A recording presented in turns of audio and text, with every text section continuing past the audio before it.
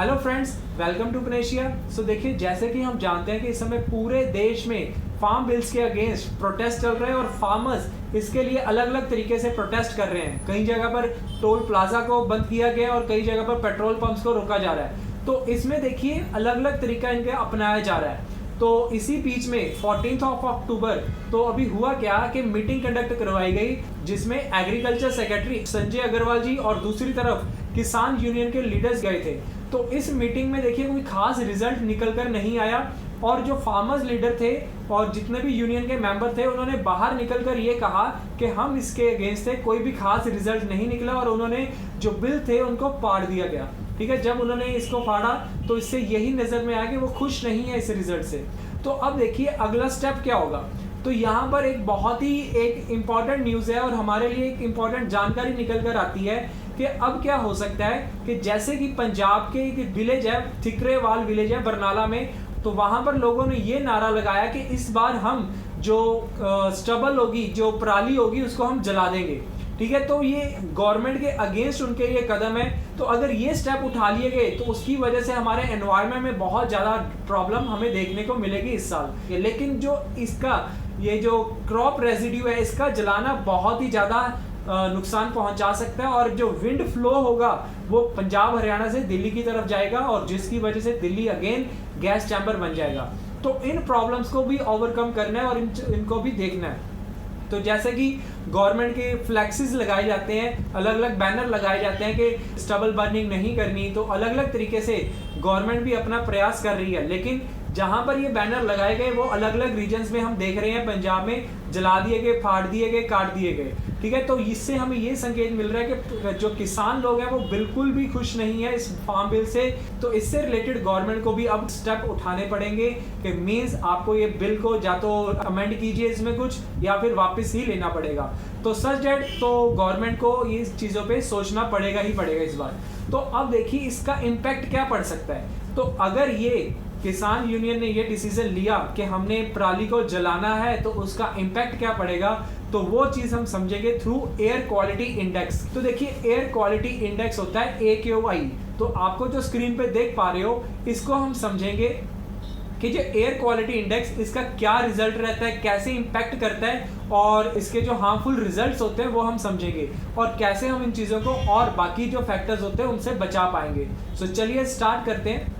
तो सबसे पहले देखिए एयर क्वालिटी इंडेक्स होता क्या है। तो एयर क्वालिटी इंडेक्स एक टूल होता है जिसको हम यूज़ करते हैं अपने एटमॉस्फेयर में जो एयर पॉल्यूटेंट हैं उनको मेज़र करने के लिए। तो एयर पॉल्यूटेंट कौन कौन से होते हैं वो हमने समझने हैं और इनका इम्पैक्ट कैसे हमारी बॉडी पर हार्मफुल हो सकता है और इनकी जो रेंजेस होती हैं, जैसे आप टेबल देख पा रहे होंगे, इसमें आप टेबल में देखोगे ये अलग अलग रेंजेस बना रखी हैं, 0 to 50, 51 to 100। तो ये सारे रेंजेस को हम समझेंगे और आप टेबल में देखिए जो पॉल्यूटेंट्स हैं इनका बॉडी पे बहुत ज़्यादा इम्पैक्ट रहता है। तो अगर इनकी मात्रा एक पर्टिकुलर कॉलम से बढ़ जाती है तो वो गुड से सेटिस्फैक्ट्री, सेटिस्फैक्ट्री से poor, very poor, severe condition पर अगर पहुंच गई तो हमारा सर्वाइवल वहां पर मुश्किल हो जाता है। तो उसकी वजह से हमारी बॉडी में क्या क्या इम्पैक्ट आता है वो सारी चीज़ें हम समझेंगे और इनको कैसे हम रिड्यूस भी कर सकते हैं। तो सबसे पहले देखिए एयर क्वालिटी इंडेक्स मीन्स ये एक ऐसा टूल होगा जो एटमॉस्फेयर में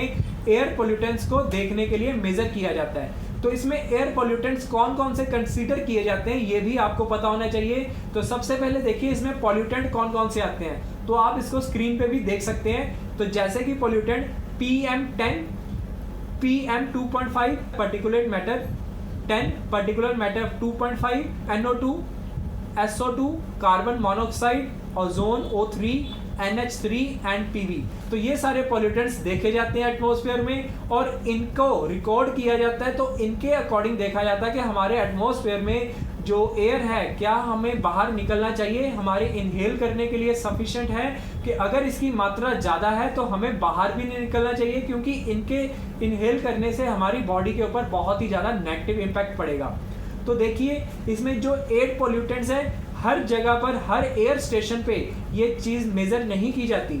जैसे कि मैं आपको एग्जांपल दूं कि अगर एयर क्वालिटी इंडेक्स मेज़र करना हो, इन 8 में से 3 पॉल्यूटेंट होने ही चाहिए। उन 3 में से PM10 और PM2.5 इन दोनों में से एक का होना बहुत ज़्यादा ज़रूरी है। ठीक है, तो आपने ये याद रखना है इनका होना बहुत ज़रूरी है।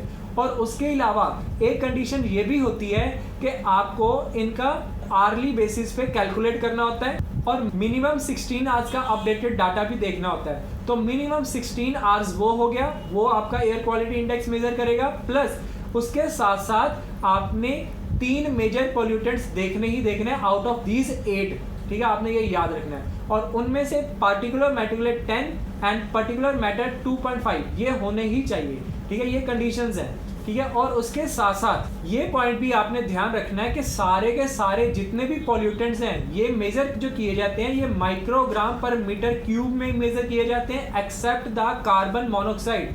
जो कार्बन मोनोऑक्साइड है वो मिलीग्राम पर मीटर क्यूब के हिसाब से मेजर की जाती है।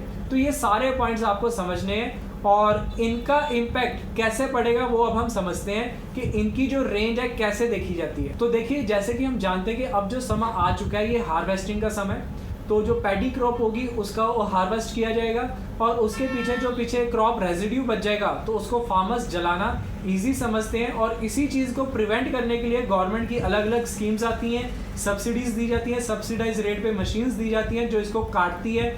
और इसको काटने से क्या होता है, एक तो एनवायरनमेंट प्रोटेक्ट रहता है और दूसरी तरफ से जो जब हम टिलिंग करते हैं, जब सॉइल को दोबारा मल्चिंग किया जाता है तो वो जो रेजिड्यू होता है दोबारा मिट्टी में ही जाएगा, तो उसकी वजह से उसकी फर्टिलिटी मेंटेन रहती है। अगर इसको जला दिया जाए तो सॉइल की फर्टिलिटी के ऊपर भी असर होता है। अब देखिए, जब इसको रेजिड्यू को जला दिया गया तो एटमॉस्फेयर में जो गैसेस जाएंगी वो 2 हिस्सों में हम पढ़ सकते हैं। एक जो हिस्सा होगा उसको हम बोलेंगे ग्रीन हाउस गैसेस, और जो दूसरे एयर पोल्यूटेंट्स होंगे वो हमारी सेहत के लिए बहुत ही ज़्यादा हानिकारक होते हैं। तो ग्रीन हाउस गैसेस में जैसे हम जानते हैं कि कार्बन डाइऑक्साइड, मीथेन, ठीक है, ये गैसेस निकलती हैं। वेयर एज जो दूसरे एयर पोल्यूटेंट होते हैं जैसे CO, कार्बन मोनोऑक्साइड, NH3, ठीक है, ये हमारी बॉडी के लिए बहुत ही ज़्यादा हार्मफुल होते हैं। और अगर आफ्टर बर्निंग दीज रेजिड्यूज तो इसकी मात्रा अगर हमारे एटमॉस्फेयर में बहुत ज़्यादा बढ़ गई तो हमारे मतलब ब्रीथिंग में, रेस्पिरेशन में बहुत ज़्यादा प्रॉब्लम आ जाएगी।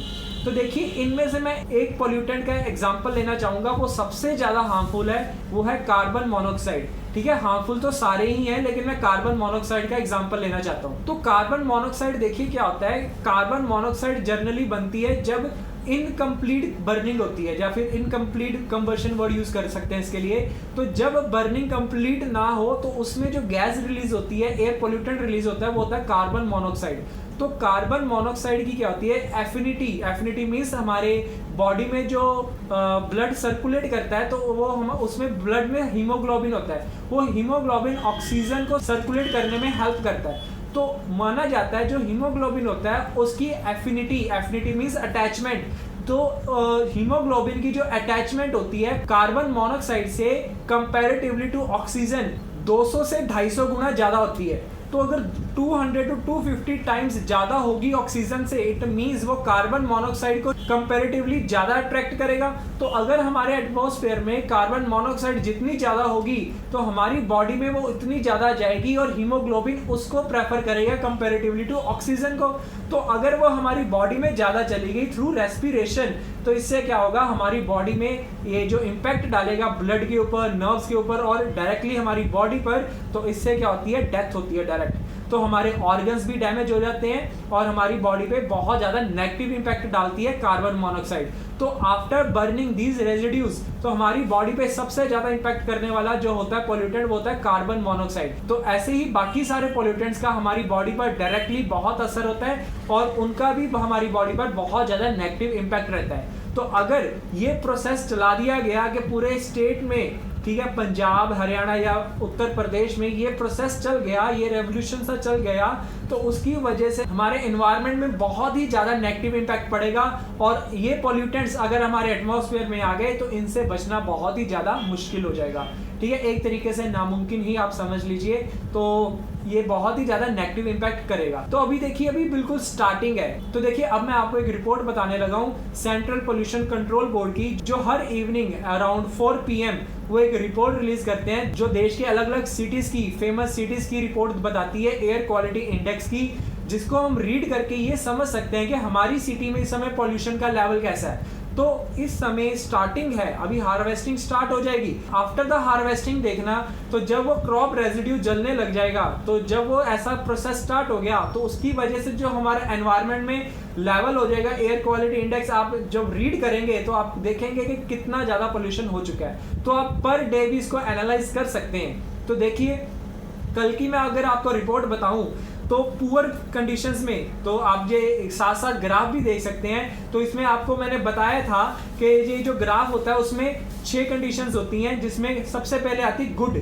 तो गुड में 0 to 50 होता है। तो एयर क्वालिटी इंडेक्स, जो बाकी सारे एयर पोल्यूटेंट्स हैं उनका एवरेज निकाला जाता है। अब इसमें यह भी मैटर करता है कि किस एयर क्वालिटी इंडेक्स को मेजर करने वाले स्टेशन में कौन कौन से पोल्यूटेंट्स मेजर किए जाते हैं। तो आपने देखना है कि आपकी सिटी में जो एयर क्वालिटी इंडेक्स है वो कितना है, ठीक है। अब ये आप इसको एक्सक्लूड कर सकते हैं कि वहां पर कौन कौन से पोल्यूटेंट मेजर किए जाते हैं, बट ये चीज आपने याद रखनी है हमेशा, पर्टिकुलेट मैटर 10 और 2.5 दोनों में से एक तो पक्का होगा ही होगा, ठीक है। तो देख लीजिए, तो 0 to 50 में गुड माना जाता है, 51 to 100 में सेटिस्फैक्ट्री, फिर 101 to 200 में मॉडरेट पोल्यूटेड, 201 और 300 में पुअर और वेरी पुअर, 301 to 400 और 400 से लेकर 500 तक अगर आता है वो है सीवियर कंडीशन, मींस एकदम एक्सट्रीम लेवल की कंडीशन है। बाहर निकलना बिल्कुल हार्मफुल होगा। अगर आप बाहर निकलते हो तो आपकी सेहत के लिए बहुत ही ज़्यादा नुकसानदेह होगा। और इसी चीज़ को अगर आप कार्बन मोनोऑक्साइड वाला देखते हो, जो कि मैंने अभी आपको बताया था, तो वो सीवियर कंडीशन में कितना हो जाएगा, 34+। तो आपने कार्बन मोनोऑक्साइड भी जरूर देखा करना है कि कितना हमारे एयर में है पोल्यूटेंट, वो तो उसका बहुत ही ज्यादा नुकसान रहता है। तो अब देखिए हमारी सिटीज कौन कौन सी इस समय पुअर कंडीशन में है। तो आज के दिन कोई भी ऐसी सिटी नहीं है जिसमें सीवियर कंडीशन चल रही हो। तो आपने देखना है कि सेटिस्फैक्ट्री तक अगर हो तो हमारा निकलना सही रहता है, मतलब कंडीशन सही है। लेकिन अगर सेटिस्फैक्ट्री क्रॉस कर जाए, पोल्यूटेड हो जाए, तो वो नुकसानदेही हो जाता है। तो आज के दिन भी वेरी पुअर में देखिए कौन कौन सी सिटी आ रही है। एक आ रही है पानीपत हरियाणा, हिसार हरियाणा और बगपत, ठीक है, ये भी उत्तर प्रदेश में दिल्ली के पास एक सिटी पड़ती है। तो वहां पर भी इस समय वेरी पुअर कंडीशन चल रही है। तो आने वाले कुछ दिनों में देखना ये सारी की सारी सीवियर कंडीशंस में आपको दिखेंगी, ठीक है, इंक्लूडिंग दिल्ली और भी मेजर सिटीज जो इस साइड में होंगी, गुरुग्राम, ठीक है, ग्रेटर नोएडा, तो आपको ये सीवियर कंडीशंस में दिखेंगी, ठीक है। और इस समय जो पुअर कंडीशंस में है वो आप देखिए आगरा, अंबाला, दिल्ली, फरीदाबाद, गुरुग्राम, यमुनानगर, गाजियाबाद, ठीक है। ये इस समय वो वाली सिटीज है जो इस समय पुअर में आ चुकी हैं। और एक और चीज इंपॉर्टेंट बता रहा हूं, मैंने 2 दिन के डेज को एनालाइज किया, कॉन्जिक्यूटिव 2 डे, ठीक है, 13 और 14 अक्टूबर को, इन दोनों को मैंने रिपोर्ट देखा, इनको एनालाइज किया। और आप देखिए एक ही दिन में जींद एक ऐसा शहर है तो वो पुअर से वेरी पुअर में आ चुका है। तो आने वाले कुछ दिनों में देखना ये मोस्टली इनमें से सिटीज वेरी पुअर और सीवियर कंडीशंस में आ जाएंगी। तो अगर ये क्रॉप रेजिड्यू या स्टबल बर्निंग होती है तो उसकी वजह से बहुत ही ज़्यादा नेगेटिव इम्पैक्ट पड़ेगा। तो इसको रोकना चाहिए, तो गवर्नमेंट को भी इसके लिए स्टेप उठाने पड़ेंगे। आपको देखना पड़ेगा गवर्नमेंट को भी कि अमेंडमेंट करनी चाहिए या फिर ये बिल जो है इसको वापस ले लेना चाहिए। तो उसकी वजह से या फिर किसान यूनियन को भी इसमें कुछ ना कुछ देखना पड़ेगा, क्योंकि इसकी वजह से पूरा हमारा जो नॉर्दर्न रीजन है वो एक गैस चैम्बर बन जाएगा और यहाँ पर सर्वाइव करना बहुत ही ज़्यादा मुश्किल हो जाएगा। तो इस समय बहुत ही एक ऐसी सिचुएशन बन चुकी है कि अगर जल्दी से जल्दी कदम नहीं उठाए गए तो उसका बहुत ही ज़्यादा नेगेटिव इम्पैक्ट पड़ेगा। तो आई होप आपको ये सारा डाटा अच्छे से समझ में आया होगा। तो please like the video, share the video और कमेंट करके बताएं आपको ये कैसा लगा एनालिसिस, और हम ऐसी वीडियोस और भी लाएंगे। So thank you and have a nice day.